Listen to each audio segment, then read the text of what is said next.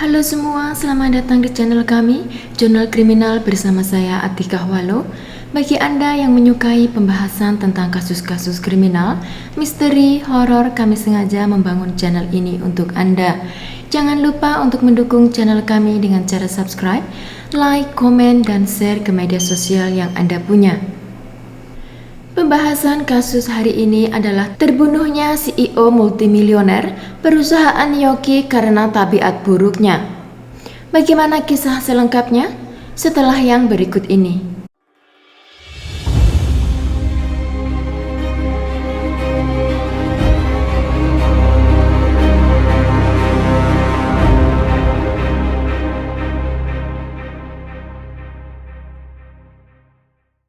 Perempuan di balik pembunuhan seorang direktur bilioner perusahaan Yoki, yaitu Lizzie Aruzo Kitano Matsunaga.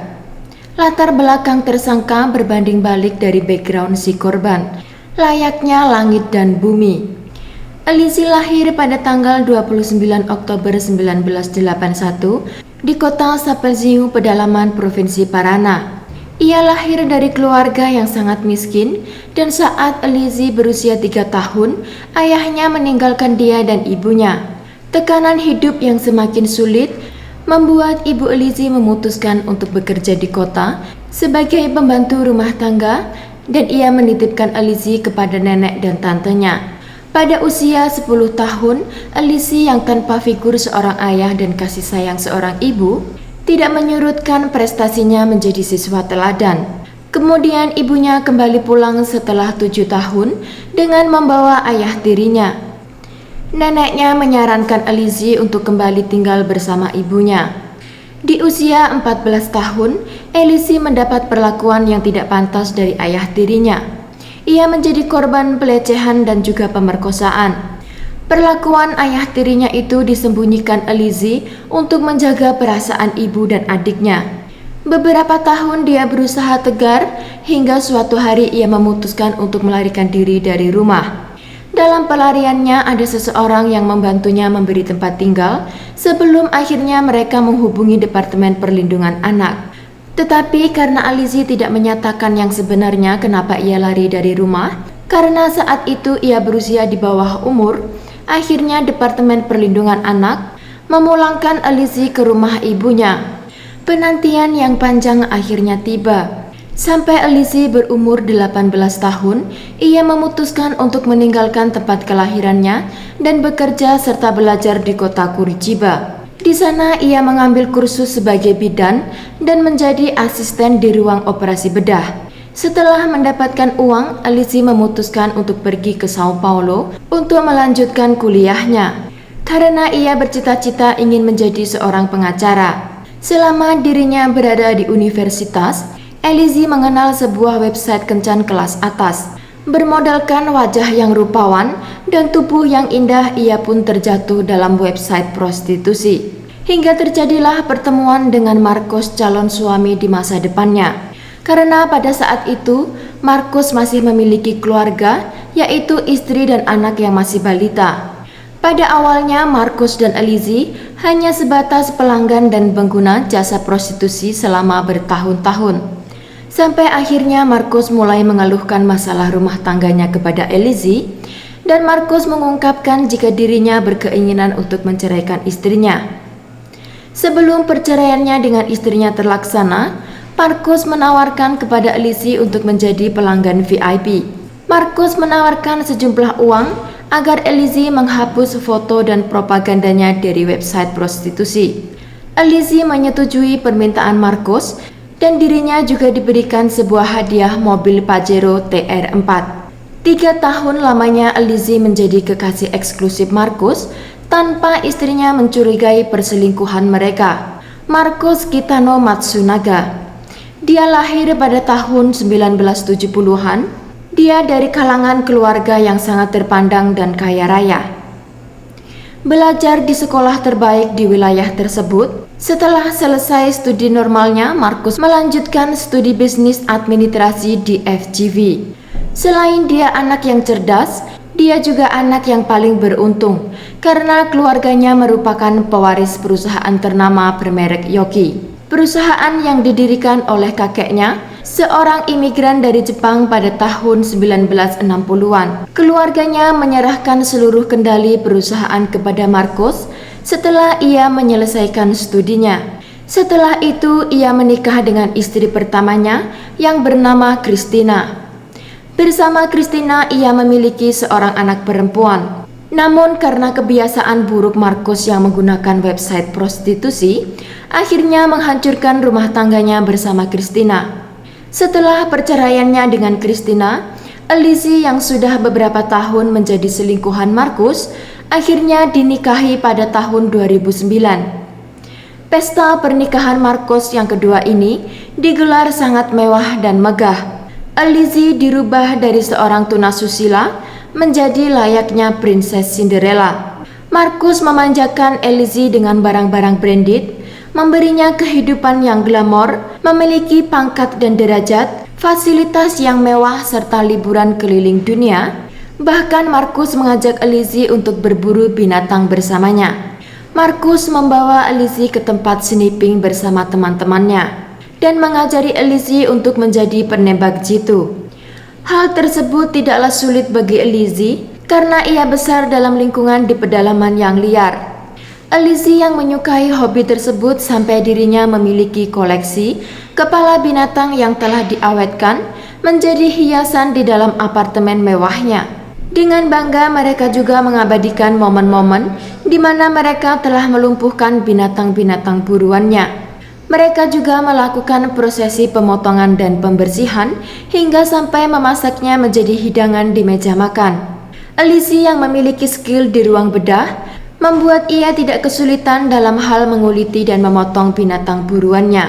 Markus yang bangga akan skill yang dimiliki Lizzie, ia memberikan hadiah sebuah pistol kaliber 380 yang dimana akhirnya dengan pistol tersebut Markus merenggang nyawanya. Kebahagiaan Lizzie dalam pernikahannya bersama Markus juga ia rasakan ketika mereka mulai merintis bisnis bersama, yaitu menjual wine dan rokok termahal yang bermerek Kuba kepada para kolektor. Lizzie memandang bahwa dirinya dan Markus akan menjadi pasangan yang tidak akan terpisahkan dan berharap bahwa bisnis yang mereka rintis akan menjadi jembatan untuk mereka terus bekerja sama. Bukan hanya mereka menjadi penjual wine dan rokok, tetapi di rumah Markus juga mengkoleksi wine senilai 2,5 juta reais atau setara 7,5 M.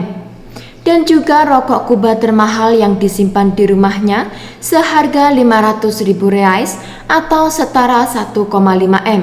Tidak hanya itu saja koleksi Markus di rumahnya, melainkan polisi saat melakukan penggeledahan di rumahnya, mereka menemukan di kloset terdapat ruang rahasia yang seharusnya pintu itu menuju ke kamar mandi, tetapi itu adalah gudang senjata api.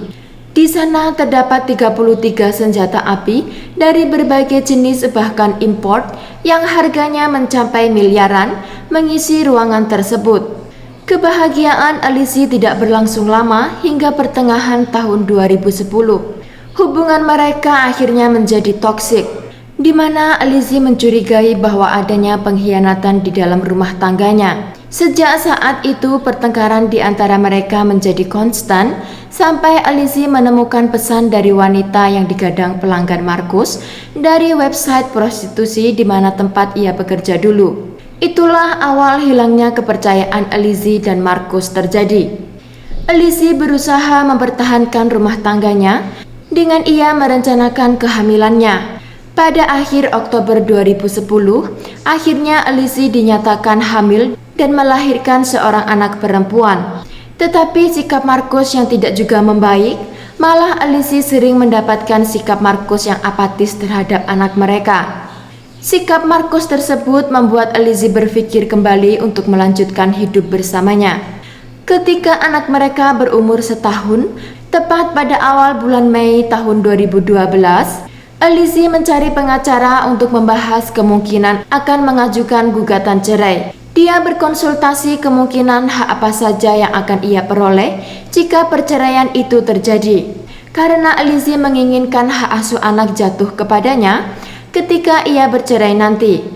Ia berkeinginan untuk membesarkan anaknya dan memberikan apa yang tidak ia dapatkan saat ia masih kecil. Untuk rencana pengambilan hak asuh itu, Alicia harus mengantongi setidaknya bukti bahwa dirinya berhak untuk mengurus anaknya. Untuk ditunjukkan ke pengadilan jika ia menggugat cerai Marcus. Memang tidak akan mudah bagi Alicia melihat Marcus yang punya kuasa dan uang, sedang Alicia memiliki latar belakang yang kurang baik. Maka ia memutuskan pada tanggal 13 Mei 2012 untuk menyewa seorang detektif swasta agar mengikuti keseharian Marcus.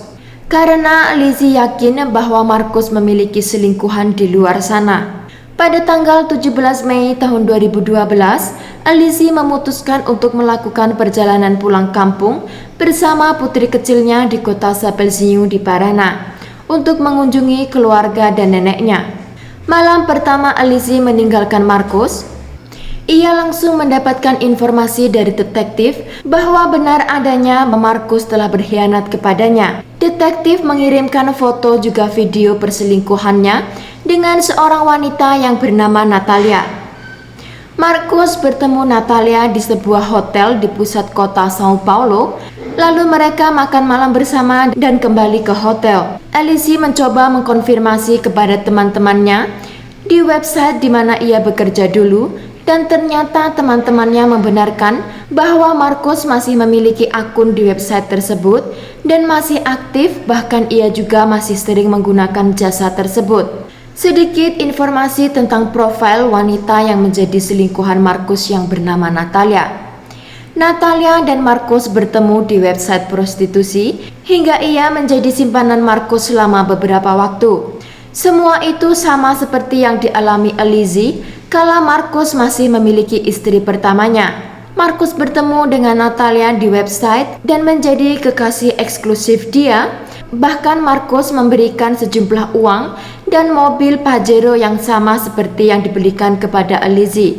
Marcus juga mengatakan kepada Natalia bahwa ia akan menceraikan Alicia dan akan segera menikahinya dan akan memulai kehidupan barunya di Miami. Setelah 3 hari Alicia di kota Parana, akhirnya ia memutuskan untuk pulang ke Sao Paulo karena ingin segera mengkonfirmasi kepada Marcus atas apa yang ia lakukan.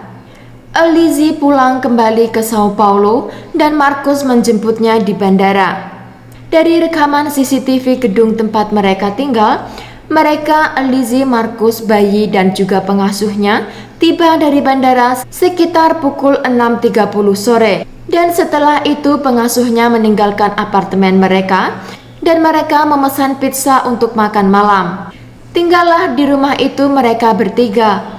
Alicia langsung meminta penjelasan kepada Marcus atas perselingkuhannya. Tetapi Marcus sama sekali tidak mau mengakuinya dengan mengatakan Alicia kemungkinan mengidap penyakit mental dan harus dibawa ke psikiater karena selalu menuduhnya tanpa ada bukti perselingkuhan. Lalu Alicia memberitahunya bahwa ia memiliki semua bukti perselingkuhannya dan mengatakan bahwa ia telah menyewa detektif swasta untuk mencari kebenaran dari perselingkuhannya. Ketika Marcus mendengar pernyataan Alicia dan marah atas apa yang Alicia lakukan kepadanya. Pada pukul 7.30 malam, Marcus masih terlihat turun di lift untuk mengambil pizza pesanannya. Terlihat Marcus menerima telepon dan kelihatan kesal di wajahnya ketika ia berada di dalam lift tersebut. Gambar itu adalah terakhir Marcus terlihat hidup. Marcus kembali naik ke apartemennya dan pertengkaran berlanjut kembali. Alicia dengan terus terang meminta cerai kepada Marcus dan juga hak asuh anaknya. Tetapi menurut pengakuan Alicia kepada polisi, respon Marcus saat itu sangat agresif. Bahkan Marcus mengancam dan juga memukulnya dengan mengatakan, "Saya akan mengembalikan kamu ke tempat kamu berasal, yaitu sampah. Dan saya tidak akan membiarkan hak asuh anak saya jatuh kepada seorang pelacur." Alicia sangat shock mendengar perkataan Marcus karena Marcus bukanlah tipe orang yang berbicara kasar. Perubahan sikap agresif Marcus membuat Alicia ketakutan. Lalu ia meninggalkan Marcus dari ruang makan dan ia memutuskan untuk pergi ke ruang dapur. Tetapi Markus tidak tinggal diam dan terus mencaci maki hingga menghinanya, bahkan mengungkit masa remaja Elise yang pernah dinodai oleh ayah tirinya. Kata-kata Markus tersebut membuat Elise mengambil sebuah pistol yang ia simpan di dalam laci dan mengarahkan ke Markus, berharap Markus berhenti menghinanya dan membiarkan dirinya untuk pergi dengan anaknya. Namun Markus tetap tidak mau diam dan akhirnya Elise menarik pelatuk pistol hingga menembus kepala Markus. Melihat tubuh Markus yang terjatuh dan bersimbah darah, Elise segera menyeret tubuhnya dan menyembunyikan jasad Markus di kamar mandi pembantu. Hingga 12 jam kemudian, Elise memutilasi tubuhnya menjadi 6 bagian dan dimasukkan ke dalam kantong sampah warna biru, dan ia menyimpannya di dalam 3 koper hitam. 20 Mei 2012 sekitar jam 12 siang, Elise keluar dari apartemennya dengan membawa 3 koper yang berisi jasad suaminya, lalu menyetir mobil 30 km dari pusat kota Sao Paulo. Setelah ia tiba di kota Cotia, dia meletakkan bungkusan kantong sampah berwarna biru itu yang berisikan jasad Markus di pinggir jalan, semak-semak dan di dalam hutan. 3 hari kemudian, Elise dan keluarga Markus membuat laporan kehilangan orang di kantor polisi. Karena Elise berkata kepada keluarga Markus bahwa ia telah menemukan bukti perselingkuhannya dan Markus marah lalu meninggalkan rumah mereka. Pada hari di mana keluarga Markus membuat laporan kehilangan keluarga, di kota Cotia masyarakat digegerkan dengan penemuan jasad yang terpotong-potong dalam 6 bagian. Namun saat itu masih belum teridentifikasi jika itu adalah Markus. Pada tanggal 1 Juni 2012, polisi melakukan penyelidikan atas penemuan mayat tersebut untuk dicocokkan pada laporan orang-orang yang kehilangan anggota keluarga. Pada tanggal 4 Juni, akhirnya keluarga Markus mendatangi ruang mayat untuk mengidentifikasi tubuh korban. Lalu keluarganya pun mengkonfirmasi bahwa jasad itu adalah Markus. Polisi yang segera menangani kasus pembunuhan terhadap Markus, mereka langsung mendatangi gedung apartemen di mana ia tinggal dan mengecek kamera CCTV di sana. Setelah melihat adanya kejanggalan, lalu mereka datang ke rumah Markus untuk menemui sekaligus menangkap istri Markus dan menyatakan bahwa Elise adalah tersangka utama kasus pembunuhan tersebut. Di dalam rumah Markus, polisi menemukan sejumlah barang bukti seperti kantong plastik sampah yang berwarna biru, dan juga polisi berhasil mengamankan senjata api yang digunakan oleh Elise. Kasus pembunuhan Yogi ini mendapat liputan media lokal dan juga internasional karena korbannya adalah orang yang baru saja menjual perusahaannya seharga 2 miliar reais atau setara 6 triliun. Pada awalnya polisi dan publik berasumsi bahwa motif pembunuhan tersebut dikarenakan oleh harta. Tetapi setelah melalui penelusuran yang panjang, motif itu akhirnya terbantahkan. Sehari setelah Elise mendekam di ruang tahanan, akhirnya Elise mengakui semuanya dan ia meminta didampingi oleh 2 pengacara. Persidangan Markus Kitano ini bergulir sangat panjang hingga pada tanggal 5 Desember 2016. Juri memutuskan Elise Matsunaga bersalah karena bertindak membela diri dan menghabisi nyawa suaminya. Dalam dakwaan tersebut, Elise divonis 9 tahun 11 bulan dan 1 hari penjara atas kejahatan pembunuhan, mutilasi dan pembuangan mayat suaminya. Pada tanggal 10 Oktober 2019, itu adalah hari pertamanya Elise menghirup udara segar karena ia mendapat pembebasan sementara selama seminggu di hari besar anak. Ia menggunakan waktu tersebut untuk mengunjungi keluarganya di Parana.